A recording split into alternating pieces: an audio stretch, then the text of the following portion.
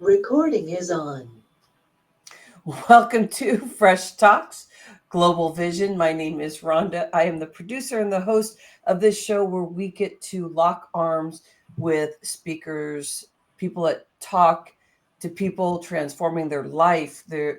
We're all into this thing about change and transformation and learning about, what our soul wants. And we've been doing this for 8 years. And so it's the feeling that if we, just interviewing like hundreds of speakers these days, I always think of like, how did I get here in this soul journey? Because at first I used to be so black and white. When I first started, it was called like talks and about people's books, and it was exterior. I didn't get to go down deep, and so I really ask people coming in to speak at a level where we're talking about this global change. And I want to partner with you out there who gets to be a participant, listening, watching. Make sure that you get yourself a journal and that you get yourself a pen. You will get some nuggets. And if you feel really good, you're going to have some ahas. But as soon as you shut out, then you're going to, of our conversation, then you may forget all your gems. So I always think about journaling, and also this is a recording, so you'll be able to catch it again. But welcome in Fresh Talks Global Vision and new people coming in. I appreciate you today. And we're going to have Andy Hess. And Andy, did I say your name right? It seems pretty straightforward. And then also, I just want to say welcome in, but I want to give a bigger introduction for you. Thank you so much. It's my pleasure to be here. Yes. How are you doing today, Andy? This is like our second time in an interview process space because you got to interview me like about a month ago or so. Yeah, we've had a couple fantastic opportunities to chat, and it's always a lot of fun. I'm thrilled. I am in the middle of a whole bunch of absolutely fantastic things. I know we're going to talk so much about vision and Yeah. living your purpose and all of that. And I'm doing it. I'm doing it right now, and I'm deep in the midst of all the good things that come from living your vision. So I'm jazzed, man. How are you today? I love that you asked me that, by the way, Andy. I am jazzed too. I am just like feeling like there's some big transformations that have been happening for me too. I had like a real challenging weekend on certain things that I was working through, and I felt like it up leveled me even more. I was like, how can I get through this week? And then all of a sudden I just started meditating and holding my kitty cat, which is a kitty cat that roams our land here. And I was like, oh, I feel like I feel stronger today.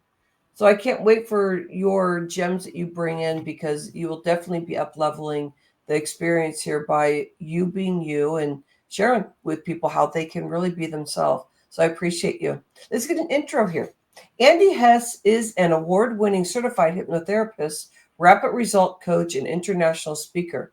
With over 20 years of experience as a productivity consultant, corporate trainer, and organizational leadership professor, she has been featured on stages across the world.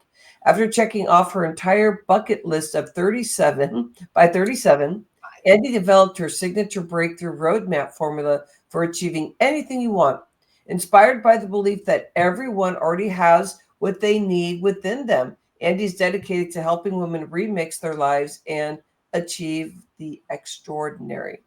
I love it, Andy. You are extraordinary too. I saw you on stage and I was just so leaning in on the stuff you were talking about. And it started off light, like, yeah, I'm in. And then as we started going, I was like, oh, woo, like being like a vortex. So, Andy, can you give me how did you get here? But I want to know, were you always connected in knowing that you're having this feeling you wanted bigger conversations than just what the weather is, and you started noticing that there's deeper stuff in this world that I can do? And share a story about your journey. Yeah, I love that. So there's that line right in my bio that I checked off my bucket list by the time I was 37. And this is an artifact of the way that I was living my life, basically. So, I started as a productivity consultant. I started my career as a productivity consultant. and moved into a lot of similar things where I was helping kind of mid-level executives define what it was that they want and learn how to get there. And that's very much how the process just was for me. I was very matter of fact about it. It was like, okay, I just decide what I want and then go get it. Like, that's easy, right? Those are the only steps. Just decide and then go get it. And so I did that over and over and over again. And I actually found myself in 2019, in the hospital in Serbia for about a week.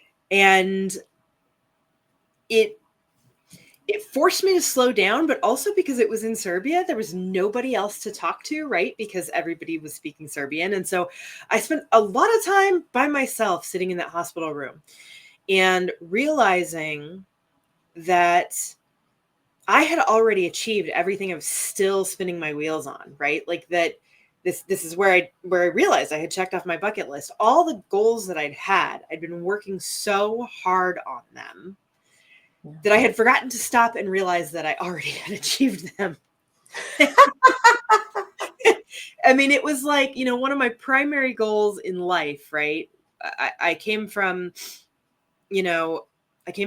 relative poverty, and, my parents didn't travel. They had traveled a lot and moved around a lot when they were kids. And so they had kind of settled here in Arizona and were happy to be here in Arizona. And we didn't travel a lot. And my soul felt like it needed to go out and experience everything. So I thinking that, paying for travel was not something that would ever be possible for me. Oh, right. I actually made a decision at one point that I was going to get a job. I was going to get a job that required me to travel a lot and paid for me to travel a lot. And that just seemed like the way it was going to be doable. Right. And that was my goal. My goal was to literally find someone else to foot the bill for all of my travel. And I love that. Right? I loved it too. And as I'm sitting there in Serbia in a hospital, thinking about the life that I was living, I was at a point where I was spending 6 months a year in Europe. I had 4 international trips scheduled for that particular year. And it was actually to the point where, I mean, there were times I wasn't even home, and my kids were still at home. They were not young, but, maybe teenager type. And I'm sitting there in the hospital realizing, like, oh my God, why am I still trying to get somebody to pay me to travel? It's happening already. I've already achieved it. For years, I've been doing this now, right? Maybe it's time to, like, reassess and have some new goals. And, what was really interesting is the kind of conclusion I came to was that the only things I actually hadn't been able to achieve were anything that required me to have some sense of stability and routine and being at home and things like that. That changed my life. That experience made me realize that if you don't stop and step back, especially those of us who are type A, who are very, successful people, especially like successful entrepreneurs, people who are used to just getting their goals just done, right?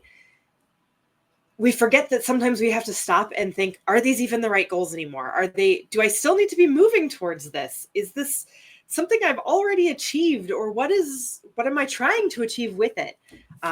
So that's not the story I usually tell about how I get here, but that is the deeper story about how all of the super cool goal-oriented things that we think we want can sometimes become a substitute for actually thinking through what it is that we really want. Like, what was I hoping to get by that travel, right? Yeah, I love it. Because at a certain point I had it already. Yeah, and you didn't even know it. And so I want to go there about the celebration. There's something in there that you did, like you were doing what you're doing, but you were just doing it because that's what happens sometimes. What is it that you're finding in the people you're working with when you're doing talks? You really notice that you're connecting with people and you're sharing this about, have you stopped and celebrated? And what do you think the gems that come out of that when you start celebrating and be aware of things? I love that you asked me this, because as I was telling that story, I still wasn't even in a had I celebrated mindset. And I had a meeting with one of my coaches this morning about this topic. So we are sitting here it's the 29th of the month, and I just got done with a 4-day sales retreat where we were actually looking at numbers and kind of what I just talked about, right? Like, we're stepping away from the business so that we can think more strategically about the business. And I had come in with a particular goal in mind. And when I sat down to run the numbers, this is so funny, I had already hit the goal. So I'm telling you, I'm just doing it again. And I didn't even realize until you asked me that question. I had already hit the goal. Like today, this is a thing today. I'm talking about how I came to this realization, however many years ago in 2018, 2019, and I'm still doing this today. And so I had sent a message last night to one of my coaching mastermind groups where I was like, this one was a big goal. This is one of those like milestones. And I'm like, y'all, I just did the math and I've hit this thing, and I'm kind of like, I'm going to hyperventilate because it was so easy and so normal. And I wasn't worried about it at all. And it has just happened. And now I have to deal with the fact that it's happened. And one of my she wrote back and she was like, have you stopped to just celebrate? Like, because in my mind, I went, I have 2 days left. I can even make it like bigger. Right. And she's like, you've hit it. You just told me you've run the numbers and now you've hit it. How can you make it okay that this is just your normal? Like, it just happened normally, naturally, with no pushing, and you get to celebrate it with enthusiasm rather than that excitement that's really part anxiety about like whether or not you can make it happen. Mm-hmm. So literally, I was having this conversation this morning. That's so funny. I am like celebrating. I heard something the other day about it. What kind of mind flow you have going on, just in general terms. If when somebody's doing something, is it that you're jealous and concerned about, like, oh my gosh, I'm not going to get that done, and the way they do it, they're better than me. And I'm not judging anybody, because if you're there, this is your up level. Because I want to ask, Andy has a question about this to help guide you even more. Or is it the other side where you're doing that emotional growth and you're teetering in like the better, get better and better every day. And when somebody tells you something that they did, that you're like, no way, that's for me too? You mean you did that? You mean you hit your biggest goal? You mean you didn't even know it, but then you're learning about celebrating? So I have a question for you about that, because this is just really, really fabulous, especially since you're in the energy of it right now. You were saying that it was easy. When we were in the green room, I knew that there was this direction of focus that we were going into. I want to go in there. What makes it easy when we see there's so many people that are discovering that it could be hard because they're going in a different way than what you're talking about and sharing? Could you please share that with us, my friend? Yeah. And I really, really love even how you started this, right? So there's some feelings, emotions, thought processes that we go through that we have been taught are bad. Jealousy, for example, right? And it's not so much that the emotion is bad. It is that the way we use it, what we believe about that emotion, about experiencing that emotion, is bad. So, when and there's levels to this, right? This is a practice that you do for, that you continue to grow into. But when you see someone else has gotten something you wanted, a lot of people take that as evidence that they are not good enough, or that they are not getting it. Or, I do a lot of like manifestation type work, and I get really like, it's such a pet peeve of mine that you've got these like buzzwords, but nobody teaches what any of it actually means, which is why that's what I teach. Like, what is the feeling in your body that you get about that, right? Yeah. And you can take this say you're trying to manifest, $1,000, right? Because everybody's kind of got a money goal. And you see somebody else get a big payday. Yeah. And a lot of people immediately go to, that means they got what was mine. They took the abundance that was meant for me, or it went there instead. And it's kind of like saying there's one pie, and if they get a bigger piece, then I get a smaller piece. Instead of recognizing that, especially when you're talking about manifestation and how you can create your entire reality yourself, you don't have a pie, you have a bakery. And you can give them a pie, a whole ass pie. I love this conversation. Right? You can give them a whole pie and still also have a whole pie. And 10 more pies too, if you want, right? Yeah. And so one of the things I teach in a lot of my programs is that, you have this thing in your mind, you might have heard of it. It's called the reticular activating system. It's the thing that works for you when you decide that you think you're going to go buy a Toyota Camry and suddenly every car on the road is a Toyota Camry, right? And the reason it works like that is because everything you want already exists in the world. And all you have to do is tell your brain what your Camry is so that it can go find it for you, because it's right in front of you. You just need to define what that is, right? Mm-hmm. And so when somebody decides, I want a Toyota Camry, and then they see their neighbor drive in to the driveway with a brand new Toyota Camry, right? There's a tendency to go, oh, you got what was for me, instead of, oh my God, if it's possible for you, obviously there's Toyota Camrys everywhere and it's possible for me too. We can both have one, right? So I teach my clients to, whatever it is that you want, to begin to create an evidence log. If you're asking for money, evidence log. Mm-hmm. If you're asking for money, do you pass by the dimes on the street? Because guess what? Your, $1,000 that you want is made up of dimes. And that is the universe trying to ask you, what is your Camry? What money do you want? Okay, I want money. Do you want Monopoly money? Do you want euros? Do you want Canadian dollars? Do you want, US dollars? Okay, right? That's what you're going for. And that dime is a signal to the universe. This is what I want. This and more, please. I want more of what this is. So yes, one dime is not, we normally go, it's not enough, right? It's not the wholeness of everything I want. Yeah. But it is the right kind of thing. Yeah. And so when you begin to put that dime on your evidence log, look, I am abundant. Money comes to me out of nowhere.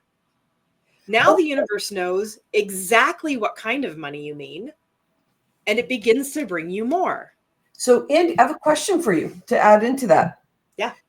Okay, so there was a time when I was in this space of visualizing, seeing, feeling it, like, oh wow, at that time. And I was like, okay, I can see the money coming. It's right here in my bank, because I can really actually see, because, and also at that time my clientele was building, and I was like, it was like this new thing that all of a sudden I was like, it's easy. Yeah. So I open up my PO box and I get this check. It's probably like $87 or whatever, but it feels a little fraud-ish. And so I realized it is. I didn't put it in my bank. So I'm like, oh, a couple little things.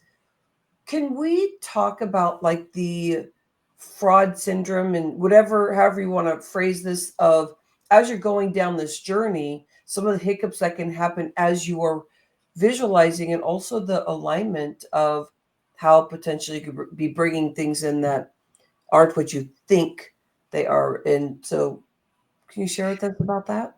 Yeah, I think, I get a lot of questions about this as people are, begin to walk this journey.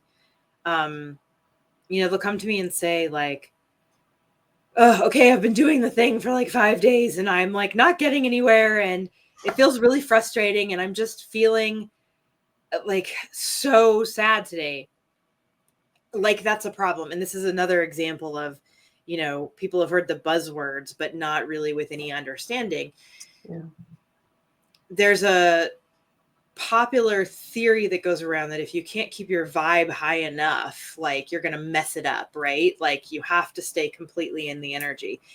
And people misunderstand that as I can never have a negative emotion. You are a human being. You're supposed to have negative emotions. You can't have positive emotions unless you also have negative emotions, right? They don't exist in, one or the other. Everything is both. And so when people come to me with that, it's like, no, you're allowed to be sad. You're allowed to be frustrated. You're allowed to be angry. You're allowed to have whatever kind of emotion you need to have. And then you're supposed to process it. You're supposed to allow that emotion to be and also understand that it doesn't mean anything. So a perfect example of this is I am an obnoxiously positive person. People have called me that before. I love it. The title, like, I will take that. I will put that on my business card. Good job title. Yes. Get it. Right? Yeah. Grab it. I have been practicing this since I was 16. I literally made a decision at 16 that I was so tired of being miserable that I was just going to be happy from this day forward, no matter what happened. And obviously that wasn't easy at the beginning, but it's so easy now. And people are like, don't you have emotions? And I'm like, oh yeah, like I have what I call wallow days. There are days literally that all I can bring myself to do is lay on the floor and wallow. And you know what? I allow those. I say, okay, this is an emotion that needs to process through my body. Our body processes emotions. And I also know everything is going to be okay. I'm just having emotions right now. They're allowed to move through me. And tomorrow, or maybe 2 days from now, depending on how big the wallow is, I'll pick myself up and get back to it. But right now I'm in a wallow. And that is not... Do you see how there's a part of that doesn't actually make me experience any real negativity? Yeah. Like I'm not stuck in a negative thought loop about that. Yeah. And so it's not the emotion that's the problem. It's I'm so scared of feeling this emotion that I'm going to ignore it or try to push it out. I can't be sad. I'm terrified of feeling sad. I don't want to feel the discomfort. And so I'm going to ignore that it's there and just pretend to be happy. And that's what we call toxic positivity, right? That's where people are like, oh, well, just think positive. Okay, it's one thing to think positive, but you can think positive and still allow yourself to feel your emotions. Oh, Andi, you're just opening up so much. Because there is, when somebody is in a room, you can feel when somebody is overly happy and not grounded.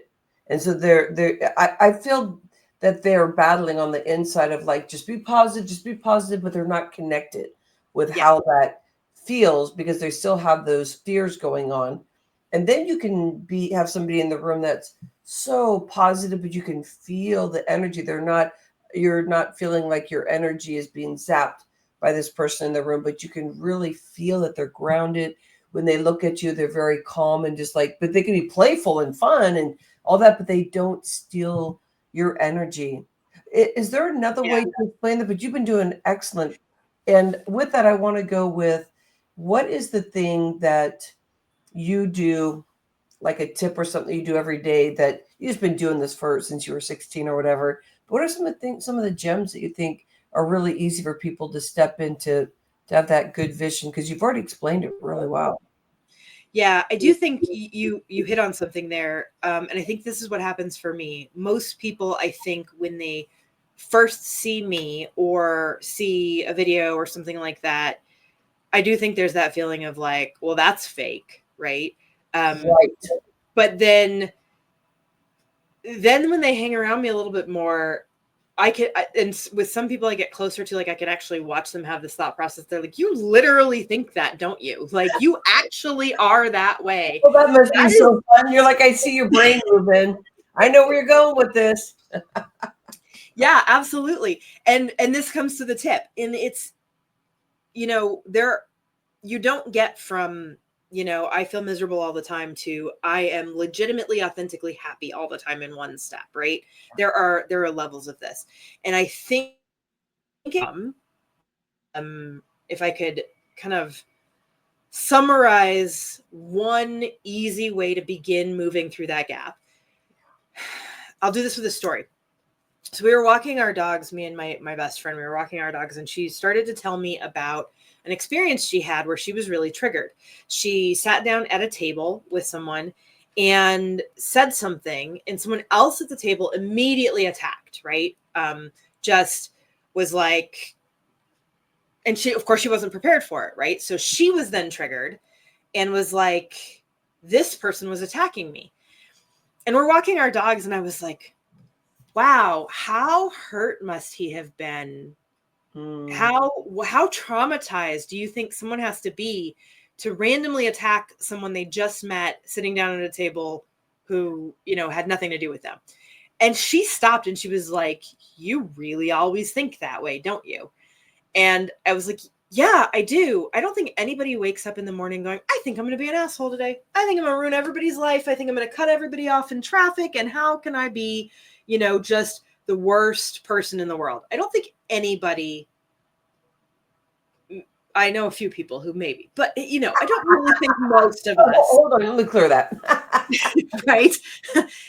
And so, you know, when you begin to do this work, usually the experience that you're having right now is one of anger, right? I'm angry that this person attacked me and I had to get defensive and blah, blah, blah.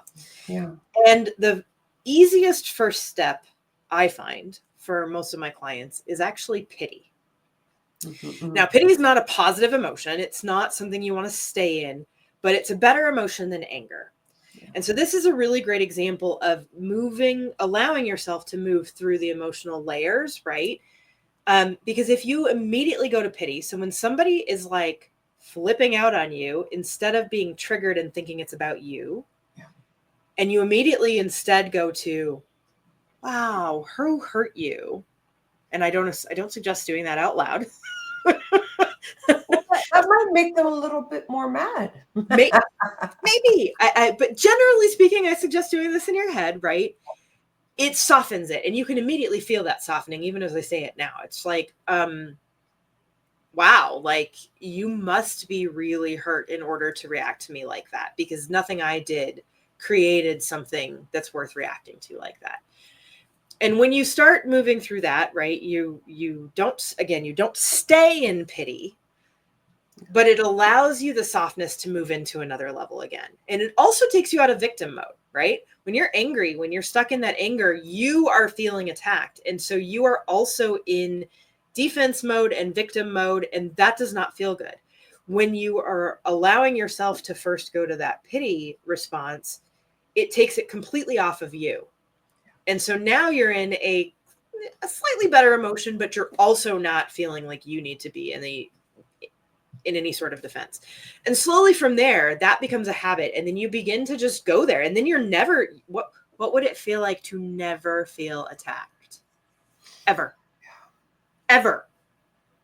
Because that's what begins to happen if you have a habit of not being angry and instead going to pity. Instead, recognizing that every single thing that someone else does is actually about them and not about you.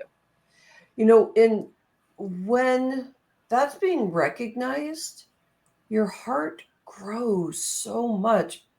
And even if you do get a trigger because you're new at it, it's a way to kind of catch yourself. Or maybe you do lash out at somebody because you're like, oh, here, wait. But there's always that space of understanding that we're human. And I want to share a quick story about the heart also, and me learning how to live in my heart and get better and better at that.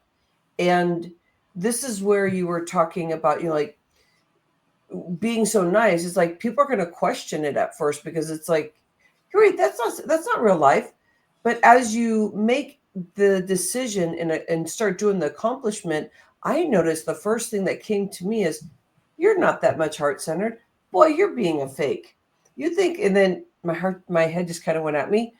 And I know that stuff, I couldn't hear it years ago, but with the meditation and staying focused and knowing what that journey is, whatever my personal journey is, and everybody out there, please share with us if there's a journey you're on about this. But hearing my mind just like, oh, here, wait, I need to kind of work through some things. So I really just kept saying, oh yeah, I'm glad I hear that now, because now I know I've probably been looking a little clunky, and maybe I'm looking like I don't really believe that I'm this heart-centered person, because in the back of my mind it starts off clunky, and I'm like questioning myself even when I come into a situation. Do you find that that's what happens for people? Because you're talking about that, I think, a whole 100%. So there's probably something there, and I'd like to finish with that, because I think that's a strong anchor in how they can come back to the beginning of this video and really review those steps that you prepared, and how to start really seeing how the mind and the heart and the spirit interacts. But I also want you to share what I was asking, which I'll ask you again if I need to, but also share with how people can connect with you. I want to understand this transformation that potentially could happen, and share where we can get to you. Get to you. Yeah, absolutely. And I love this, because as I listened to you, tell that story, what came to mind for me is that I actually don't actively think of myself as very heart-centered, which is so interesting, because I do think that's how people perceive me. But none of it has been about that. And as you talked, it occurred to me that I think that's actually part of the reason, right, that it's authentic, because it doesn't feel, and it has never felt like, I need to try to be more heart-centered. I need to try to serve more. Instead, right, if you think about the way I started that story, I made a decision as a 16-year-old that I was tired of being miserable. Now, that is a completely selfish decision. That was not about anybody else. That was about, you know what? I think the purpose of this life, now that I look back at it, in my 40s, right? The purpose of this life is actually to be fully in joy as often, as much as you possibly can. Because what I've realized is, when I made that decision for myself to just be happy, to literally live into every single thing that I wanted and create that emotional experience for myself, regardless of what anyone else was doing, regardless of what my circumstances were, regardless of what my bank account said, regardless of who was mean to me, I decided that for myself. And what I was just describing about the idea of pity and taking yourself out of that victimized mindset, Mm-hmm. you actually cannot be heart-centered. You cannot serve if you don't have the joy, if you don't have the calmness in your nervous system, right? If I was still miserable on my own because of whatever was going on around me, right, I wouldn't have anything to give. And so even though that was a completely selfish decision as a 16-year-old, and still to a certain extent is every day, I am deciding, you know what? I am going to spend an hour and a half in bed with my dogs every morning. And that is what makes me just perfectly happy. And it's for me, and it's not for anybody else. And I actually don't give a crap what anybody else thinks, right? That is the thing that allows me then to come to the office and do the thing that I love doing the most, which then is a service to others. So it doesn't come from a desire to serve. It comes first for me. And I think for a lot, I think this is the piece people are missing. It comes for me from a deep desire to be happy. And if I am happy, I am going to radiate that happiness. So I mentioned right before we started on here, so I'll say it for those of you who are watching. I have come to realize my purpose in this life is to help other people live into their vision, because I believe that that is actually how you get a world of peace. I believe you get peace when every single person is so lit up with joy that they cannot help but radiate that joy. And you get a world like this when everyone is working a 9-to-5 job that sucks out their soul and makes them want to gouge their eyes out at night. That does not bring anything home to your family or anybody else, right? And so I am constantly trying to show women that you can actually make the biggest contribution when you turn this around and be so completely selfish that you are living into your soul's desires, your vision, your joy. That is what will make the biggest impact on the world. Yeah. You don't do it for the world. You do it to literally be in a state of being that cannot do anything other than vibrate joy. Like when I am completely full, like full, overwhelming, you know, that feeling that wells up within you of like, this life is so magically beautiful. I am so happy.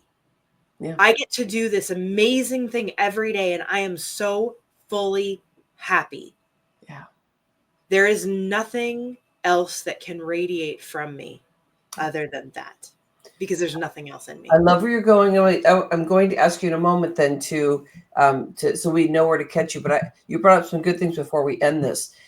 I love the thing about, I want to bring back that you're talking about, this is not serving. This is, about the joy. And what's really fabulous about that and what you're sharing and all the stuff you just talked about is that there really are no sales then anymore. It's like you don't have to say I'm selling or I'm serving, because you'll hear quite a bit about that happening. And you're like, no, that's where that flow happens, is people get connected with the vibration that you are sitting at and standing and feeling the joy there. I like that because that just rung true. So again, everybody, make sure you rewind, at least get there, or make sure you go to the beginning again, because you see how this is building. And I wanted to go back to the heart. So what's interesting, being in the health industry for 25 plus years, I'm always looking at the body and what's going on and the flow. And so when I'm saying heart, I'm partnering with you. I get it now. I get it now. So for me, a lot of heart attacks, men and women, our family, it's like starts young and there's all these things. And I look at just things that are happening. So I go straight to the heart, but I'm like, but if I just go to the heart, I'm exposing my heart. And then I'm like, oh, poor me, because that was what it first looked like. By the way, Andi, that's how, but Yeah. partnering with you and using those words, when you go in that heart, okay, so you're opening that chakra space up, that energy space, but you're also partnering with the mind, and you're creating that joy. And so it's easy if you think I'm just in the heart and I need to like, oh, it come from the heart. It's like you gave those steps of more of like what that really looks like. So I think we're interchangeably talking in a structure of, well, what does that mean when you're saying heart? That up level is beautiful, because that heart is about that you feel that freedom and that joy, and that you don't feel like, oh, poor me. You feel like, hey, I'm having fun. And you get to see people right at them. And you talked about the nervous system, where our body heals. That's where we Yeah. get all our pharmaceuticals. That's all this research that's going on. But we don't all need the research. We just need to have the feeling to really understand and see the changes happening. So I love the partnering with you today, Andi. You are literally a rock star. And I appreciate you so much. And everybody, you are a rock star too. It's the really stepping in. So again, get your journal, find those things that Andi said today, so then you can look at your life. There's some stories in there that Andi was sharing, so you can see, how to pair up with what Andi's saying, so you can actually see yourself. Because I think it's one of the hardest things to do. I call this Absolutely. hashtag speaker locking arms. As we use our vocals, how can we find and see ourselves and stop blaming and shaming ourselves? Because that's what my global vision is. What's yours? What's your, like, take a step out of your body and just kind of look around at the bigger picture, and that's where you're going to find the joy. I love it. Andi, where are we going to find you? I know it's easy to find you in social media. ANDIHESS, Andi Hess. Is Yeah. that where we're going to find you? And then please share if you have anything going on. Let's make sure we get connected. Yeah, so most of my socials are under my company name, which is Remix Coaching. Okay. So on Instagram at Remix Coaching, on Facebook it's Remix Coaching Chandler, which is the city that I'm in, is Chandler, And you can find all of my links and events and everything that I'm doing, because there's a ton of them, at remixcoach.com/links. Oh, love it. Love Yep. it. All So my make social sure I media is grab on that. there too. Yeah, make sure I grab that with this interview. Andy, you really are a gem. The way that you're, and you can tell that you've been speaking and traveling and talking to different audiences because of how clean and pure and what you're saying. So that communication is what we need. The I more love that we talking get to to people about communicate. this. I know, I I think, can tell. I could talk for hours. This is, I think this is the most important work that most of us, all of us, will ever do. If you can learn what you truly want, what will make you happy, not what you think will make you happy, not what someone else told you you're supposed to want, but if Yeah. you can be really honest about, it's already in there. You don't need to figure it out. If you can just allow it to be okay to want what you want, Yeah. we'll change the world. We'll change the world. Mm. Fresh Talks, Global Vision, we have it here. We did a full circle of great stuff. Go back to the beginning, get your notes. My name is Rhonda Liebig. I'm your host and the producer. I believe that we're here to make change in this world. Again, hashtag speaker locking arms. Let's use our vocals. 20 years of being on thyroid medicine, I said, let's take the veil off and let's learn how to be in our deep spirit, really connect with our heart and our joy so that we make transformation just by being in a space. So people don't get triggered with us getting triggered with what they're doing, but we say, hey, how can I lean in more and say, in the back of your head, though, of course, is what Andy Hess said. Well, you've really had a bad day today. But standing back and going, man, how can I just be of service of just, yeah, I'm listening, I'm leaning in. And we start seeing that this is how everyday life is. Everybody's struggling.